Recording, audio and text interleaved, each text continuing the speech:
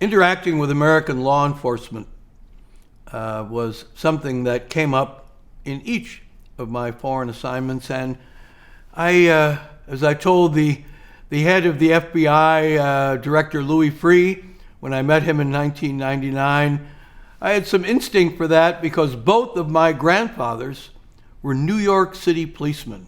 So I said, I've got a little blue in my veins from their association with the police. And so I enjoyed my interaction. And when I was living in Vienna, and I was part of the U.S. mission to the United Nations, I had responsibility for the international narcotics agencies. And I got to go to meetings in Europe and meet with DEA agents, as well as State Department narcotics coordinators. Got to see and learn about international drug trafficking. So while I was in Cambodia, which was considered sort of an easy entryway for international drug trafficking rings to land drugs in Asia and then distribute from there. And Cambodia, which had been so beset with internal conflict, civil war, hadn't had a strong mechanism. I remember the one particular case, the drug traffickers used such clever devices. They would have put drugs in kind of waterproof packages, put them on pallets, and then tow them literally just slightly underwater so they couldn't be seen up onto the beach in remote areas of Cambodia, from which they could then be distributed all around the country and all around Southeast Asia. One of these instances, though, there were American drug traffickers who were doing this, and they got caught and arrested and brought back to Phnom Penh. We got the names and we shared them. We didn't have any police or DEA, Drug Enforcement Agency, representatives at my embassy.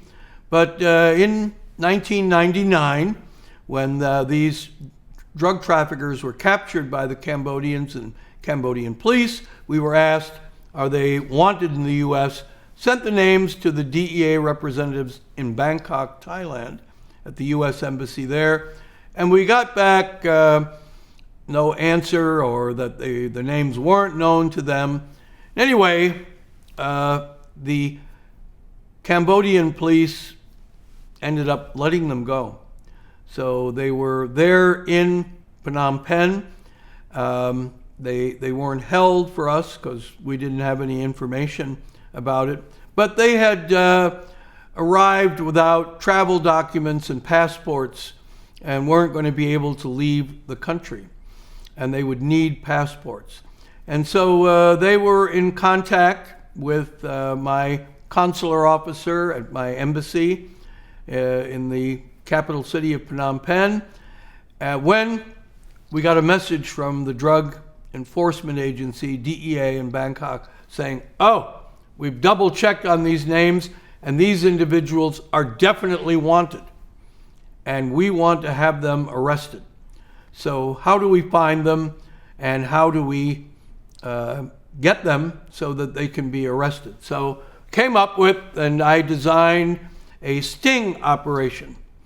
And using my consular officer, a wonderful woman named Anita Allegra, and Anita I told her and said, you get in contact with them and in your nicest disposition, encourage them to come to the embassy, that you'll take care of issuing them passports and they'll be able to leave the country, and set a time and a date for that.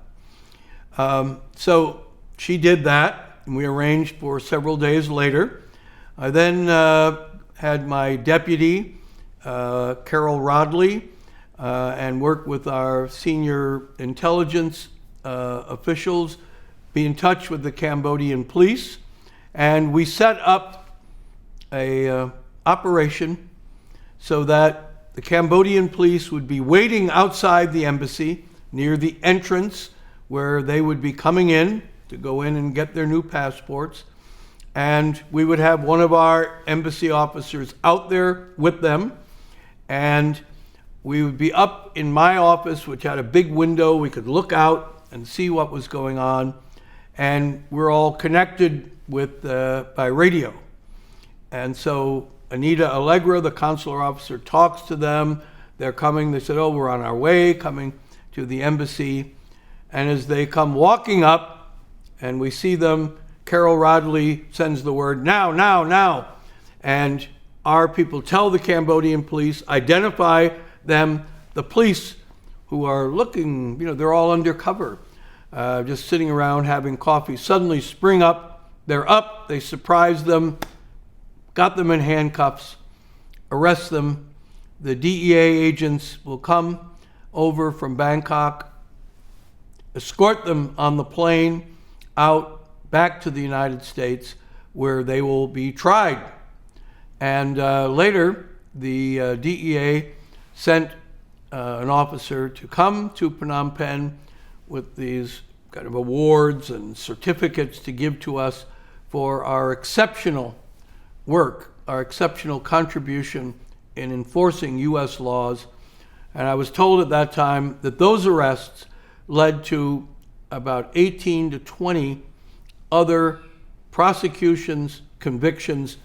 A big international drug ring was broken up, all starting with that sting operation that we, very small embassy in Phnom Penh, Cambodia, that we put together and initiated. I'm sure my grandfathers were looking down, feeling pride that their grandson was involved in doing something special in law enforcement.